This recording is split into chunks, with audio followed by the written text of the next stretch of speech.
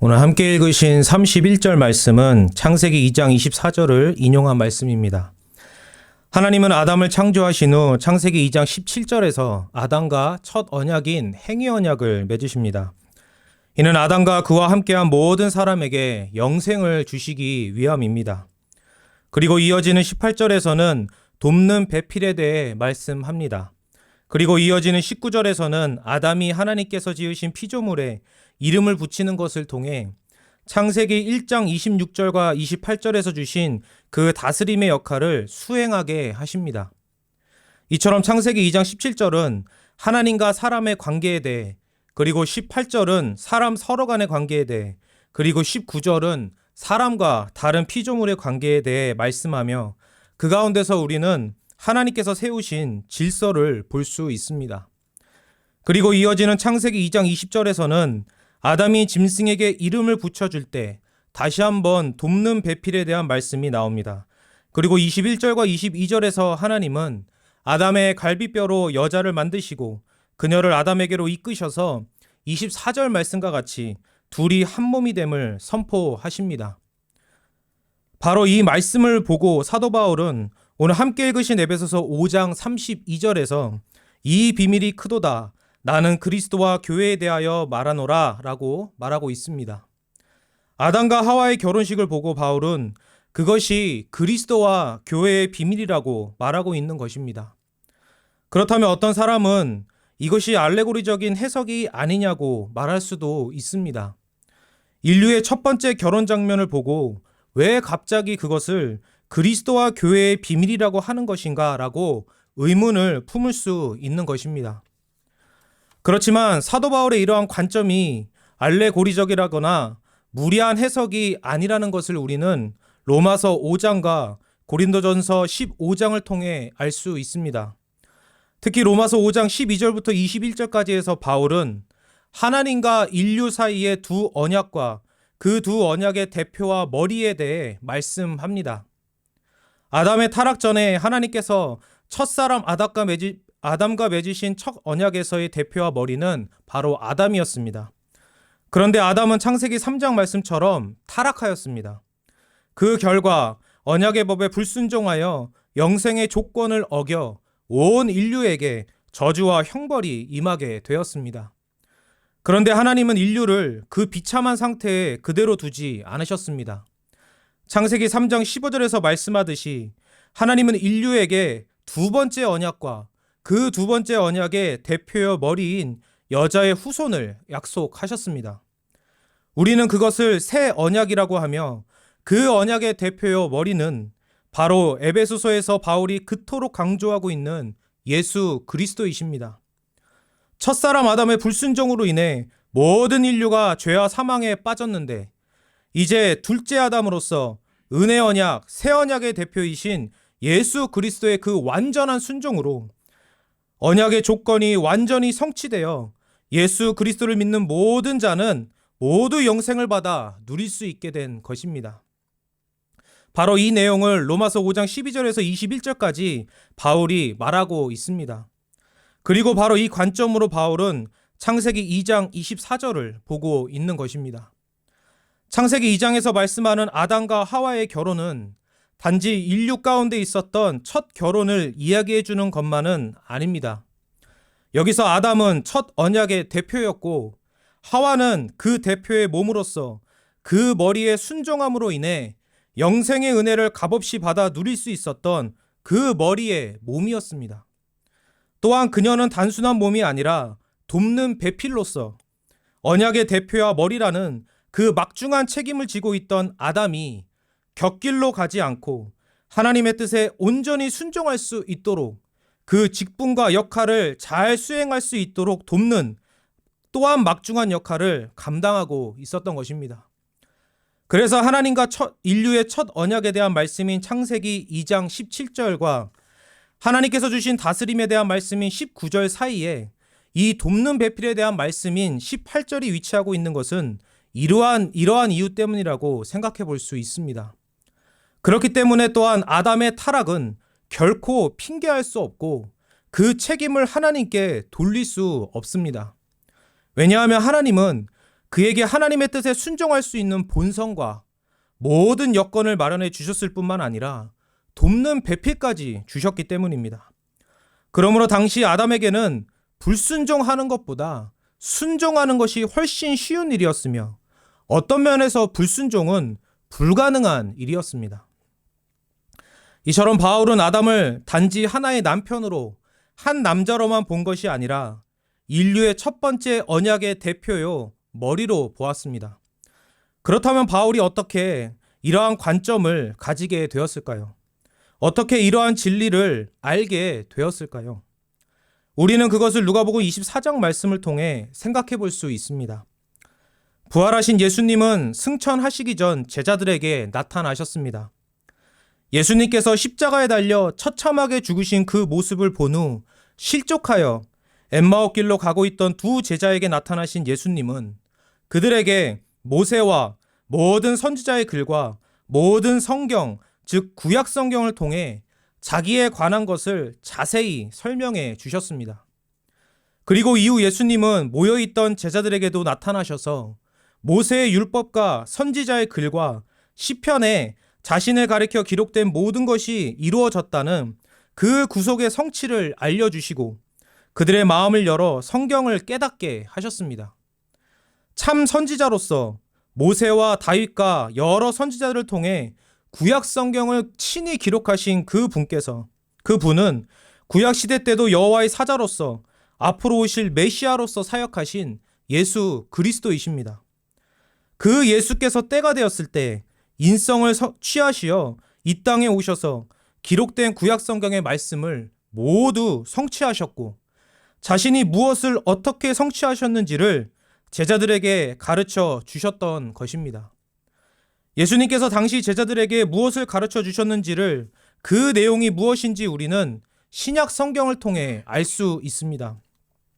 왜냐하면 요한복음 14장 26절에서 예수님께서 말씀하신 대로 오순절날 성령으로 충만해진 제자들이 예수님이 가르쳐 주신 것을 생각나게 하시는 그 성령의 역사로 그 가르쳐 주신 내용을 당시 사람들에게 전하여 가르쳤고 그것을 또한 기록하였기 때문입니다.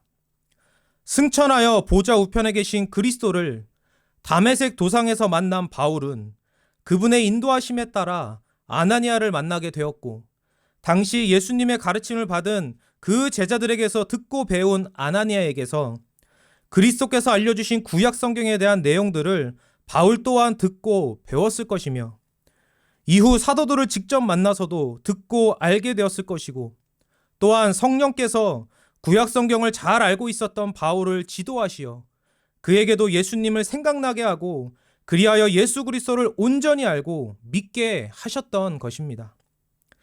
사실 구약 성경에서 계속 흐르고 있는 개념은 바로 언약입니다.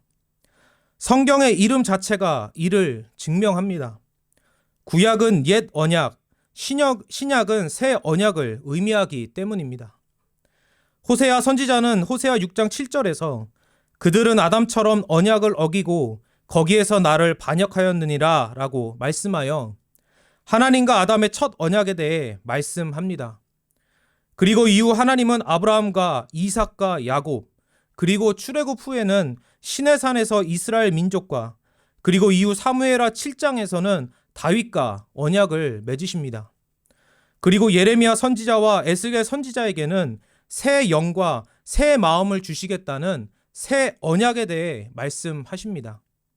이러한 언약의 흐름들 가운데 하나님께서 지속적으로 약속하시는 것은 창세기 3장 15절에 여자의 후손과 연결되는 그 씨라는 개념과 자손과 후손 그리고 그 씨로 인해 받을 땅과 복입니다. 그리고 이러한 언약 가운데 중요하게 부각되는 것이 또한 창세기 15장 6절에 나타나는 아브라함의 믿음과 그것을 통해 받는 의입니다. 여기서 여자의 후손 그리고 씨는 다윗을 통해서는 앞으로 오실 왕으로 그리고 이사야 선지자를 통해서는 고난받는 종으로 연결됩니다. 그리고 땅은 가나안 땅으로 그리고 다니엘의 환상 가운데 보여지는 영원한 나라로 연결됩니다. 그리고 복은 하나님의 언약 백성, 하나님께서 함께 하시는 그 복으로 연결되며 또한 이 복 가운데는 바로 아브라함이 받은 믿음이 있으며 이것은 예레미야와 에스겔 선지자가 말한 새 마음, 새 영과 연결됩니다. 이 중에서 왕은 그의 백성과 그리고 고난받는 종은 그의 고난으로 인해 유익과 은혜를 받게 되는 많은 사람들과 연결됩니다. 왕은 한 나라의 머리로서 그의 어떠함에 따라 그에게 속한 백성의 어떠함도 결정됩니다. 사사나 왕이 하나님 앞에 바로 서면 백성과 나라 전체가 평안하였지만 그렇지 않으면 백성과 나라가 온갖 우상숭배와 죄악에 휩싸여 모진 고난을 받게 되었습니다. 그래서 사무엘 상하, 열왕기 상하와 역대 상하를 보시면 이스라엘의 왕이 어떠했는지를 중심으로 말씀하고 기록하고 있는 것입니다. 이처럼 왕과 백성은 긴밀하게 연합되어 있습니다. 왕은 백성의 머리이고 백성은 그 왕의 몸인 것입니다. 이는 고난받는 종도 마찬가지입니다. 고난받는 종에 대해 자세하고 정확하게 예언하는 이사야 53장 10절에서 12절까지를 보시면 종의 고난으로 인해 그 유익과 혜택을 얻게 되는 많은 사람에 대해 다음과 같이 말씀합니다. 여호와께서 그에게 상함을 받게 하시기를 원하사 질고를 당하게 하셨은즉 그의 영혼을 속건 제물로 드리기에 이르며 그가 씨를 보게 되며 그의 날은 길 것이요 또 그의 손으로 여호와께서 기뻐하시는 뜻을 성취하리로다. 그가 자기 영혼에 수고한 것을 보고 만족하게 여길 것이라. 나의 의로운 종이 자기 지식으로 많은 사람을 의롭게 하며 또 그들의 죄악을 친히 담당하리로다. 그러므로 내가 그에게 존귀한 자와 함께 몫을 받게 하며 강한 자와 함께 탈취한 것을 나누게 하리니 이는 그가 자기 영혼을 버려 사망에 이르게 하며 범죄자 중 하나로 헤아림을 받았음이니라. 그러나 그가 많은 사람의 죄를 담당하며 범죄자들을 위하여 기도하였느니라.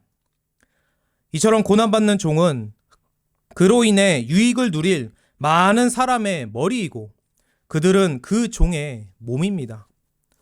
이제 이 모든 것이 예수 그리스도의 오심과 죽으심과 부활로 성취되었습니다. 여자의 후손과 씨는 예수 그리스도이시고 그분은 고난받는 종으로서 모든 의를 다 이루셨으며 왕으로서는 그 다 이루신 그 의를 주십니다. 그리하여 그분을 믿으면 새 영과 새 마음을 받아 새 사람이 되고 그분의 다 이루신 의를 선물로 받아 하나님의 자녀가 되는 복을 누리게 되며 이 땅에서부터 하나님 나라에 속한 즉 교회에 속한 성도로서 마지막 날에 새하늘과 새 땅에 들어가게 되는 것입니다. 이처럼 구약의 여자의 후손과 씨는 예수 그리스도로 성취되었으며 땅은 교회와 천국으로 복음, 자녀됨의 영생으로 그리고 믿음과 새 영과 새 마음은 그리스도의 영이신 성령의 역사로 말미암는 구원으로 성취되었습니다. 이처럼 사도 바울은 구약 성경의 그 전체 예표와 예언과 그 모든 진리의 내용이 예수 그리스도로 말미암아 어떻게 성취되었는지를 그리스도와 성령의 역사로 알게 되었고 그것을 서신서를 통해 우리에게 가르쳐주고 있는 것입니다. 이러한 배경 가운데 바울은 창세기 2장 24절 말씀을 보며 그 첫 언약 가운데 있는 머리와 몸의 연합을 통해 그리스도와 교회의 연합의 성취를 바라보고 있는 것입니다.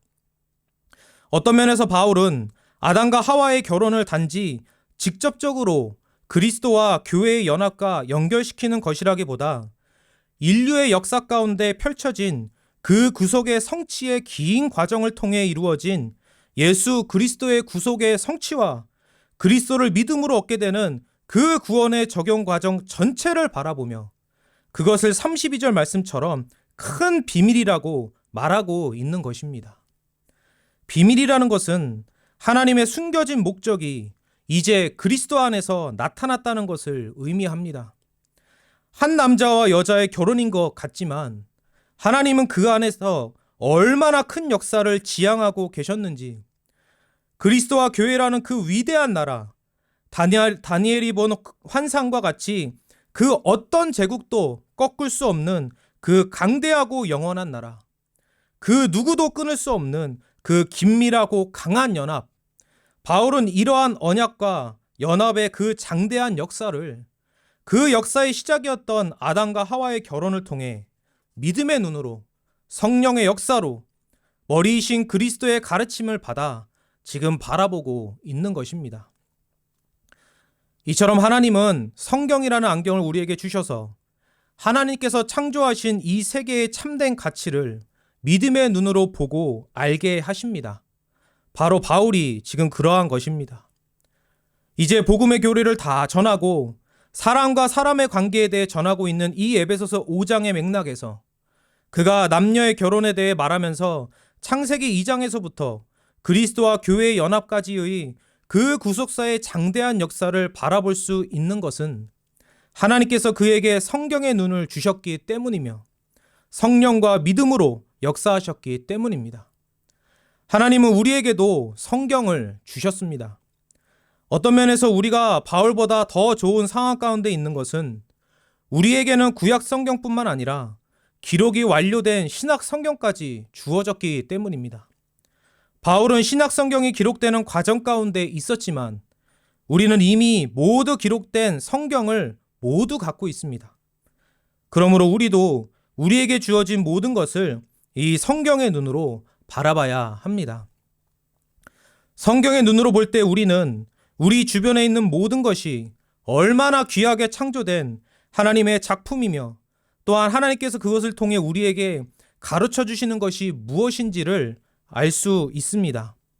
그 가운데 오늘 본문은 우리가 직접 그 안에 있고 또한 우리 주변에 너무도 흔하게 있는 이 결혼이 얼마나 위대한 진리를 담고 있고 그리하여 그 위대한 진리를 바라보게 한다는 것을 우리에게 가르쳐 줍니다. 하나님은 모든 피조물이 사람을 통해 하나님을 바라볼 수 있도록 사람을 하나님의 형상으로 창조하셨습니다. 또한 더 나아가 사람과 사람의 연합인 결혼과 부부의 관계를 통해 하나님의 아들이신 그리스도와 교회의 연합을 바라보게 하십니다. 그 둘 사이에 전혀 어떤 연결점도 없는 것 같지만 언약과 연합과 하나됨과 머리의 어떠함으로 그 몸도 유익을 누린다는 이러한 진리의 개념들로 둘이 긴밀하게 연결되어 있다는 것을 우리로 알게 하는 것이 바로 성경입니다. 이처럼 성경은 일반 은총만으로는 결코 알 수 없는 이 특별 은총의 진리를 우리로 믿고 알게 하는 것입니다. 이처럼 평범해 보이는 남편과 아내라는 신분과 부부 관계가 하나님과 인류의 언약, 하나님의 아들이신 예수 그리스도와 그분의 몸된 교회의 연합, 그리고 그 연합을 가능하게 하는 믿음과 성령의 역사, 그 연합을 통해 주어지는 영생의 은혜 등과 긴밀하게 연결되어 있습니다. 그리하여 우리는 남편과 아내의 관계가 이 세상 그 어느 누구보다 긴밀하듯이 그리스도와 교회의 연합이 얼마나 긴밀한 것이며 그리스도께서 얼마나 우리를 긴밀하고 친밀하게 여기시는지를 알게 되는 것입니다. 이를 통해 우리는 우리를 향한 애타고 불타는 그리스도의 마음을 또한 알게 됩니다.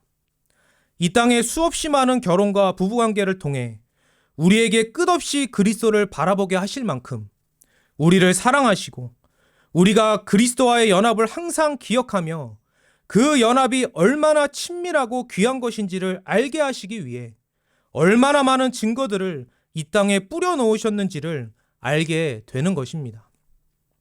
그러므로 우리는 결혼과 부부관계를 통해 하나님 아버지와 예수 그리스도의 선하심과 그 은혜와 사랑을 바라봐야 합니다. 그리고 그리스도와 교회의 긴밀한 연합, 그 위대한 연합, 영원한 연합을 성경과 믿음의 눈으로 바라봐야 합니다.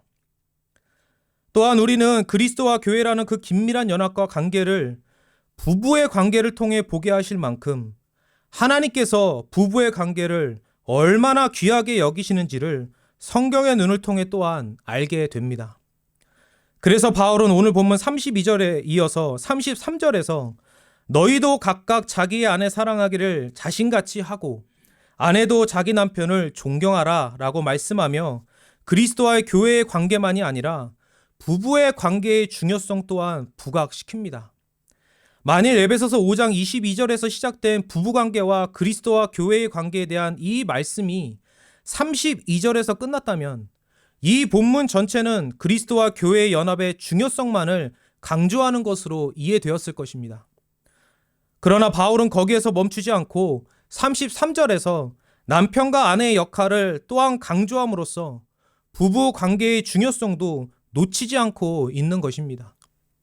부부는 하나님께서 자신에게 허락하신 그 부부의 관계가 얼마나 귀한 것인지를 항상 깊이 생각해야 합니다. 왜냐하면 부부의 연합은 그리스도와 교회의 연합의 모형이며 그 위대한 원형을 나타내 보여주는 것이기 때문입니다. 이것은 단지 부부가 잘 살아서 원형을 잘 드러내야 함을 의미하는 것은 아닙니다. 중요한 것은 하나님께서 부부의 연합을 통해 그리스도와 교회의 그 영원한 연합을 바라보게 하실 만큼 부부의 연합을 귀하게 여기신다는 것입니다. 하나님은 평범해 보이는 일반적인 어느 하나를 통해서도 위대한 역사를 이루십니다.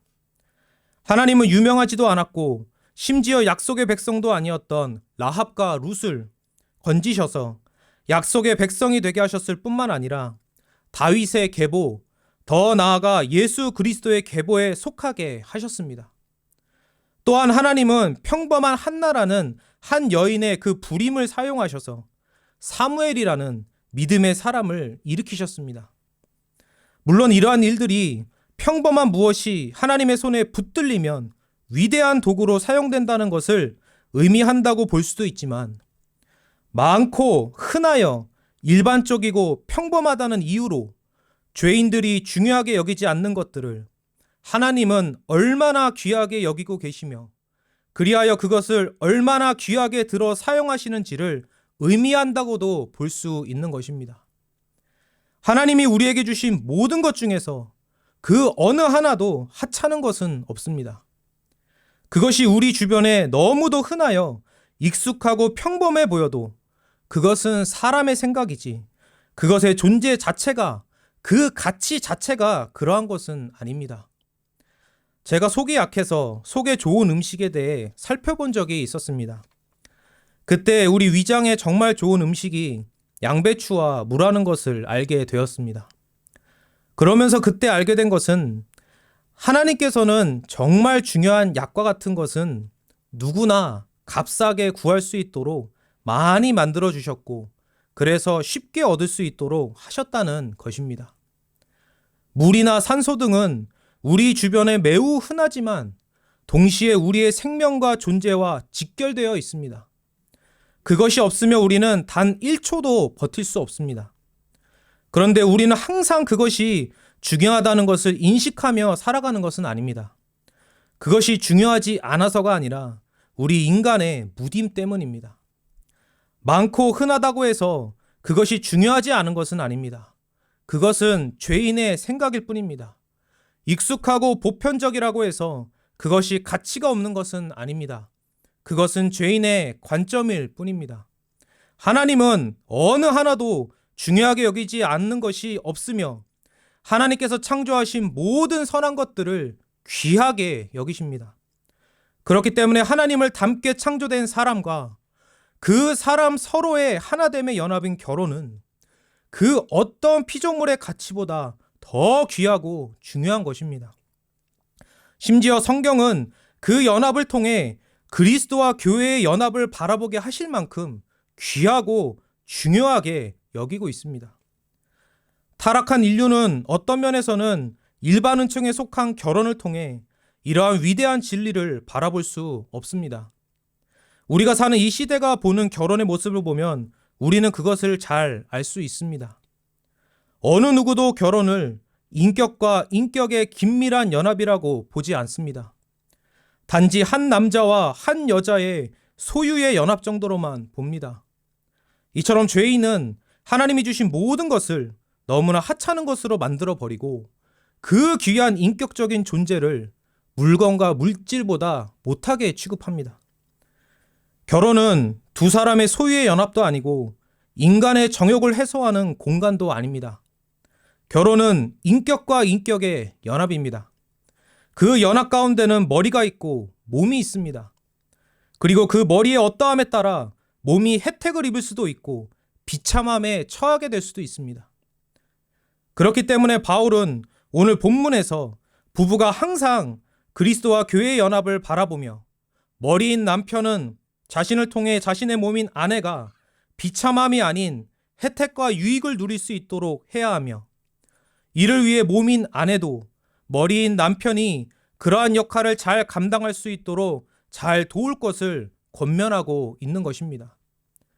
우리는 이러한 하나님의 관점, 성경의 관점으로 우리 자신과 우리의 삶을 바라봐야 합니다.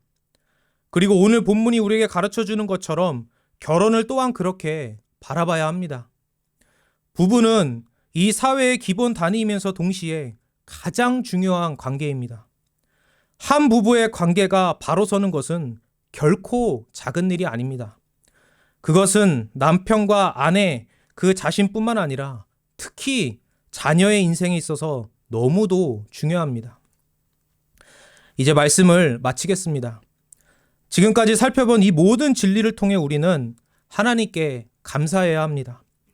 이처럼 우리를 귀하게 여기시는 하나님, 성경의 안경을 죄인인 우리에게 주셔서 우리 주변에 있는 흔하고 평범해 보이는 것을 통해 그리스도와 교회의 연합이라는 그 위대한 진리를 바라보게 하시고 그 은혜를 항상 기억하며 누리게 하시는 하나님, 그리고 우리에게 이미 주어져 있는 결혼과 부부의 관계가 얼마나 귀한 것이며 가치 있는가를 또한 알게 하시는 하나님, 그리고 이러한 귀한 것들을 우리에게 값없이 주신 하나님, 구속의 값은 모두 하나님께서 치르시고 그로 인한 유익과 혜택은 우리가 다 누리게 하시는 그 하나님, 이러한 우리의 유익을 통해 영광 받기를 기뻐하시는 하나님, 결국 우리는 이 모든 것을 통해 이러한 선하신 삼위일체 하나님께 감사하고 하나님을 기뻐하는 것으로 나아가야 하는 것입니다. 그러므로 결혼과 부부관계를 통해 하나님 아버지와 예수 그리스도의 선하심과 은혜와 사랑을 바라보시기 바랍니다. 그리고 그리스도와 교회의 긴밀한 연합, 그 위대한 연합, 그 영원한 연합을 바라보시기 바랍니다. 그리고 그것을 통해 또한 결혼과 부부의 관계의 그 가치와 귀함을 바라보시기 바랍니다. 하나님께서 부여하신 그 가치를 깨닫고 귀하게 여기는 것이 사랑의 시작이며 토대입니다. 기도하시겠습니다. 거룩하고 자비로우신 하나님 아버지, 감사합니다. 성경에 안경을 주셔서 하나님께서 창조하신 이 모든 만물 가운데 있는 하나님이 주신 그 특별한 은혜들을 바라보게 하시고, 특히 결혼과 부부 관계를 통해 그리스도와 교회의 그 위대하고 영원하며 그 긴밀한 연합을 또한 보고 믿고 누리게 하시며, 또한 그 안에서 우리가 속한 이 부부의 관계가 또한 얼마나 귀한 것인지를, 그 참된 가치를 우리로 깨닫게 하여 주시니 감사합니다. 항상 성경의 눈으로 하나님이 원하시는 그 관점으로 이 세상 만물을 바라보며 하나님께 감사하며 하나님을 찬양하며 하나님께 영광 올리는 저희 모두가 되게 하여 주시옵소서. 감사드리며 거룩하신 주 예수 그리스도의 이름으로 기도드립니다. 아멘.